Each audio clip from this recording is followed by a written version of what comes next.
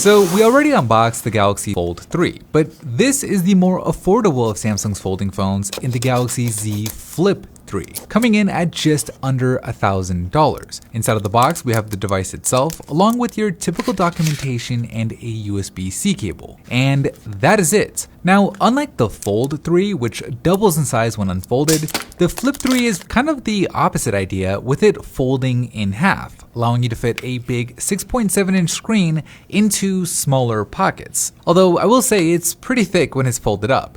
On the right side, you've got a volume rocker along with the power button / fingerprint scanner. On the left side, there's the SIM tray. At the bottom, you have a USB-C port with a speaker. And then on the back, you have a dual camera setup, one for wide and the other for ultra wide, along with a 1.9-inch cover screen. Now, this cover screen doesn't really do much. It's really just there to let you see the time, to check your messages, along with a few side benefits like acting as a viewfinder when you're taking selfies. And really, anytime you want to actually use this phone, you're going to want to flip it open, where you have that big 6.7-inch screen. Now, one thing I like about this screen as opposed to the one on the Fold 3 is the crease where the actual folding happens isn't nearly as big. It's only going across the screen, whereas on the Fold 3, the crease goes all the way down. So you'll definitely notice it less on the Flip. So when the screen is unfolded like this, it's pretty much just your standard high-end smartphone from Samsung, which is another way of saying it's a pretty good experience. I'm not sure how the battery will hold up though. It only has a 3300 mAh capacity, but the rest of the specs are high-end, where you have a Snapdragon 888, you get 8GB of RAM, that inner screen has a 120Hz refresh rate,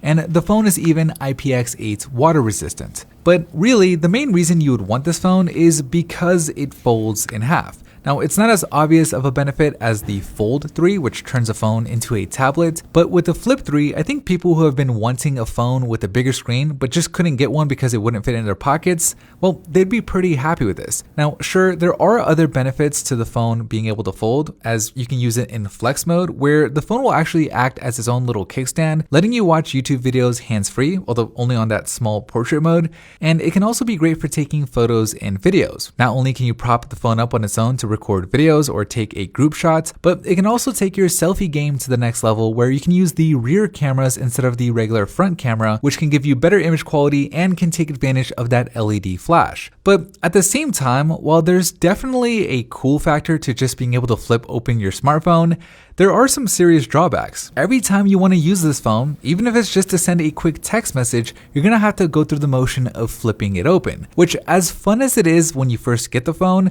will eventually get old. Now, I'm not saying this is a deal breaker. Again, from anybody who wants a bigger screen that's more pocketable, the Flip 3 can be a good choice.